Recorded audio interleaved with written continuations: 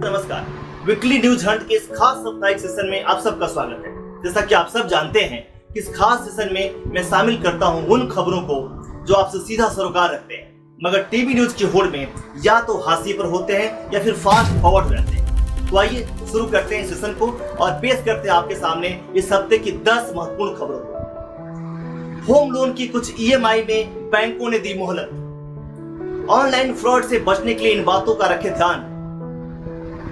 Corona के कारण चली गई आपकी नौकरी तो 3 माह तक मिलेगी आधी सैलरी। रेहड़ी पटरी वालों को ऐप मिनटों में दिलाएगा 10,000 का लोन। खेती के लिए अगर खरीदनी है जमीन तो एसबीआई करेगा 85% तक की मदद। अब नेपाल में भी सामान बेच सकेंगे फ्लिपकार्ट के एमएसएमई विक्रेता। नीति आयोग ने गन्ना मूल्य को चीनी के दाम से जोड़ने की सिफारिश की। यस बैंक धोखाधड़ी मामलों में 52 बंधुओं को जमानत मिली। ई फार्मेसी में रिलायंस के आने से ग्राहकों की बल्ले बल्ले। अगर आप भी चाहें तो गूगल, फ्लिप, अमेजन और फेसबुक जैसे शानदार कंपनियों में शेयर का निवेश कर सकते हैं। तो अब बात करते हैं इन खबरों को थोड़े विस्तार में। पहली खबर, होम लोन की कुछ ईएमआई में बैंकों ने दी मोहलत। कई बैंक होम लोन रीस्ट्रक्चर करने की सोच रहे हैं। इनके तहत ईएमआई से कुछ महीनों की मोहलत मिलेगी। ये सुविधा उन मामलों में मिलेगी जिनमें कोरोना की वजह से अगर नौकरी का संकट आ गया हो या फिर उनकी सैलरी कट रही होगी। बैंक खुद भी लोन रिस्ट्रक्चर करना चाहते हैं ताकि डिफॉल्टर्स ना बढ़ें और बैंकों का एनपीए यानी नॉन परफॉर्मेंस एसेट भी ना बढ़े। इतना ही नहीं, बैंकों का यह भी कहना है कि जबरन वसूली और संपत्ति सीज करने के लिए यह सही वक्त नहीं है। हालांकि भारतीय रिजर्व बैंक ने सभी बैंकों को 2 साल तक के लिए कर्ज की सीमा बढ़ाने की सुविधा दी है, लेकिन बैंकर्स का कहना है कि वो 2 साल का मोरेटोरियम नहीं दे सकते हैं। दूसरी खबर, ऑनलाइन फ्रॉड से बचने के लिए आपको किन बातों का ध्यान रखना चाहिए। दोस्तों, कोरोना संकट के बीच बीते कुछ महीनों के दौरान दिल्ली के कई हिस्सों में साइबर फ्रॉड संबंधी मामलों की बढ़ोतरी देखने को आई है। इनमें से अधिकांश मामले केवाईसी और री केवाईसी अपडेशन की आड़ में किए जाते हैं।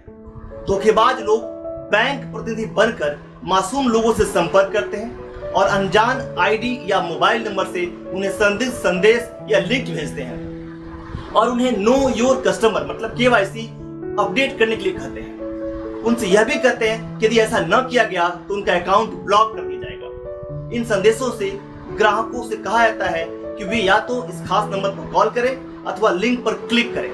जब ग्राहक इस लिंक पर क्लिक कर देता है या अपनी गोपनीय सूचना शेयर कर देता है, इंटर कर देता है, तो धोखेबाज तत्काल ग्राहक के अकाउंट को हासिल कर लेते हैं और अपना परिणाम स्वरूप ग्राहक अपनी गाड़ी मेहनत की कमाई गंवा बैठता है। धोखाधड़ी करने वाले ऐसा पेज या वेबसाइट बना लेते हैं जो बैंक की आधिकारिक वेबसाइट जैसा होता है। ध्यान से अगर न देखा जाए तो असली और नकली के बीच फर्क करना मुश्किल होता है। तो मित्रों, कुछ बुनियादी सावधानियां बरत कर हम इससे बच सकते हैं।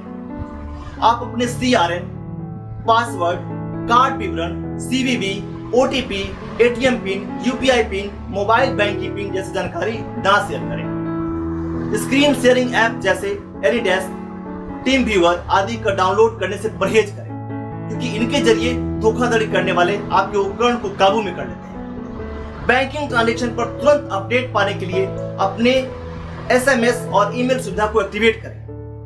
बैंक में अपडेट कॉन्टैक्ट डिटेल्स रखें। लगातार सॉफ्टवेयर अपडेट करें। इसके अलावा अपने सिस्टम में एक अच्छा एंटीवायरस सॉफ्टवेयर जरूर इंस्टॉल करें। इस तरह से आप इन धोखेबाजों से बच सकते हैं। तीसरी खबर, कोरोना के कारण अगर चली गई है नौकरी आपकी तो 3 माह तक मिलेगी आधी सैलरी। मित्रों, कर्मचारी राज्य बीमा निगम मतलब ESIC ने गुरुवार को एक बहुत महत्वपूर्ण फैसले की घोषणा की है।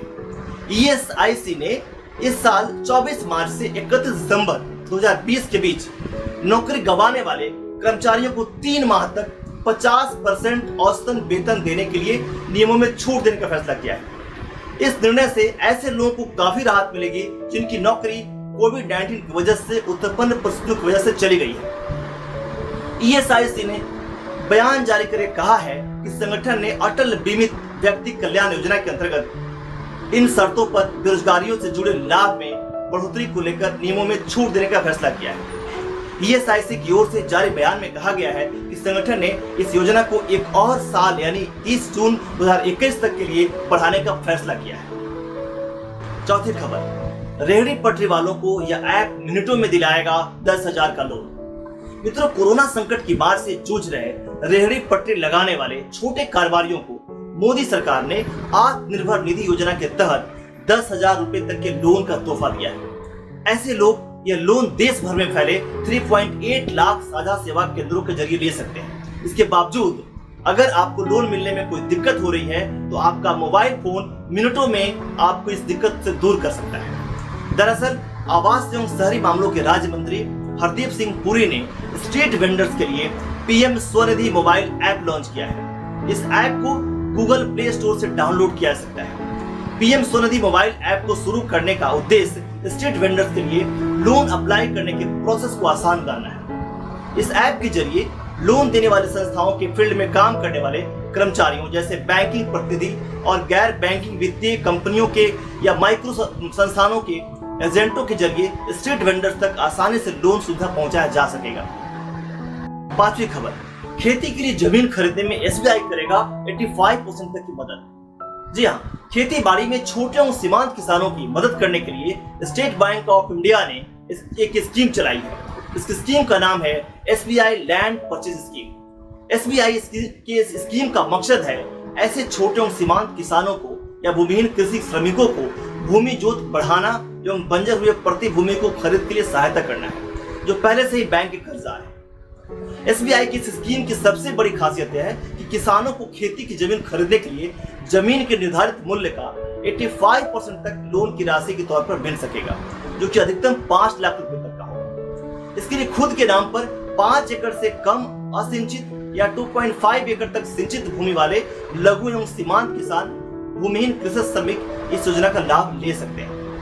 उधारकर्ता का लोन चुकाने का कम से कम 2 वर्षों का अच्छा रिकॉर्ड होना जरूरी है। एसबीआई लैंड परचेज स्कीम के तहत दिया गया लोन चुकाने के लिए किसानों को अधिकतम 10 वर्ष मिलता है। भूमि पर उत्पादन शुरू होने से लेकर अधिकतम 9 से 10 वर्ष तक किसान छमाही किस्तों में लोन का भुगतान कर सकते हैं। छठी खबर, अब नेपाल में भी सामान बेच सकेंगे फ्लिपकार्ट के एमएसएमई विक्रेता। जी हाँ, भारतीय e commerce market place Flipkart ने नेपाल की अग्रणी ई कॉमर्स कंपनी सस्तो डील के साथ एक महत्वपूर्ण करार किया है। इसके चलते इसके लाखों एमएसएमई विक्रेताओं को सीमा पार कर कारोबार के अवसर उपलब्ध होंगे। इस पार्टनरशिप के तहत सस्तो डील पर फ्लिपकार्ट मार्केट प्लेस के विक्रेताओं द्वारा baby care and kids, audio devices, men's clothing, women's ethnic wear तथा स्पोर्ट्स एंड फिटनेस वियर समेत अन्य कई श्रेणियों में नेपाली ग्राहकों के लिए उत्पादों को उपलब्ध कराया जाएगा। फ्लिपकार्ट के पास फिलहाल देश भर में 2 लाख से अधिक विक्रेता है। सस्तो डील के साथ इस भागीदारी से दोनों देश में ई कॉमर्स उद्योग के दीर्घकालिक विकास का बढ़ावा मिलने की संभावना है। 7वीं खबर, नीति आयोग ने गन्ना मूल्य को चीनी के दाम से जोड़ने की सिफारिश की है। नीति आयोग के एक कार्यबल ने चीनी उद्योग की बेहतर वित्तीय सेहत के लिए गन्ने की कीमत को चीनी के बाजार मूल्य से जोड़ने की सिफारिश की है। कार्यबल ने चीनी मिलों को उत्पादन लागत को निकालने में मदद करने के लिए चीनी के न्यूनतम मूल्य को बढ़ाकर एक मुश्त 33 रुपए प्रति किलो करने की बात भी कही है। कार्यबल को लगता है कि गन्ना किसानों के बकाया राशि की समस्या को दूर करने और चीनी उद्योग के वित्तीय रूप से स्वस्थ बनाए रखने के लिए गन्ने की कीमत को निश्चित तौर पर चीनी के दाम से जोड़ा जाना चाहिए। 8वीं खबर, यस बैंक धोखाधड़ी मामले में बधावन बंधुओं को जमानत मिल गई है। जी हाँ, बॉम्बे हाई कोर्ट ने करोड़ों रुपए के यस बैंक धोखाधड़ी मामले में धन शोधन के आरोपी दीवान हाउसिंग फाइनेंस कॉर्पोरेशन लिमिटेड के प्रवर्तकों कपिल बधावन और धीरज बधावन को गुरुवार को जमानत मिल गई और जमानत मिलने के बावजूद दोनों भाई फिलहाल जेल में ही रहेंगे, क्योंकि केंद्रीय जांच ब्यूरो ने भी इस मामले में उनके खिलाफ मामला दर्ज किया है। न्यायमूर्ति भारती डांगरे ने बधावन बंदियों को इस आधार पर जमानत दी है कि प्रवर्तन निदेशालय मतलब ईडी ने उनके खिलाफ 60 दिन की अवधि में भी आरोप पत्र दाखिल नहीं कर पाए। अदालत ने कहा कि कानून में आरोप पत्र दाखिल करने के एक सीमित समय होती है और यह अवधि पूरी होने के बाद आरोपी को एक दिन भी हिरासत में नहीं रखा सकता, उसे स्वाभाविक रूप से जमानत मिल सकता है। मतलब ईडी 60 दिन में भी वहां पे अपनी रिपोर्ट नहीं पेश कर पाई। अब 9वीं खबर, ई फार्मेसी में रिलायंस के आने से ग्राहकों की होगी अब बल्ले बल्ले। जी हाँ, कोरोना से निपटने के लिए लॉकडाउन के दौरान ई फार्मेसी या यूं कहें टेलीमेडिसिन ने अन्य बीमारियों से जूझ रहे लोगों के लिए बड़ा मददगार साबित हुआ और यही वजह है कि ई कॉमर्स और ई फार्मेसी के कारोबार में बड़ा उछाल आ गया है। इस अवसर को भुनाने के लिए रिलायंस रिटेल वेंचर्स लिमिटेड ने digital pharma market place Netmeds में 620 करोड़ रुपए की बड़ी हिस्सेदारी खरीदी है। इसके अलावा अमेजन इंडिया ने भी ऑनलाइन दवा बेचने का ऐलान किया है। वही फ्लिपकार्ट भी ई फार्मेसी में उतरने की तैयारी कर रही है। रिलायंस, अमेजन और फ्लिपकार्ट की एंट्री से दवा बाजार में जहां प्रतिस्पर्धा बढ़ेगी, वही ग्राहकों के लिए सस्ती दवा मिलनी शुरू हो जाएगी। वर्ल्ड हेल्थ ऑर्गेनाइजेशन के अनुसार भारत में हर 10 में से 1 दवा नकली होती है। एसोचैम के अनुसार भारत के घरेलू दवाओं के बाजार में 25% नकली दवाएं मिलती है। ई फार्मेसी की पहुंच देश के हर कोने तक होने से नकली दवा के कारोबार पर रोक लगाने में भी मदद मिलेगी। अब 10वीं और अंतिम खबर, अगर आप भी चाहें तो गूगल, अमेजन और फेसबुक जैसे शानदार कंपनियों के शेयर में निवेश कर सकते हैं। दोस्तों, घरेलू निवेशकों को विदेशी शेयर बाजार में सीधे निवेश करने की अनुमति मिले काफी लंबा समय हो चुका है। तो अगर आप भी चाहें तो गूगल, अमेजन और फेसबुक जैसे शानदार कंपनियों के शेयर में निवेश कर सकते हैं। डॉलर के मुकाबले रुपये में गिरावट के कारण यह रिटर्न और भी ज्यादा शानदार हो रहा है। विदेशी बाजारों में निवेश धीरे धीरे और सुविधाजनक हो रहा है।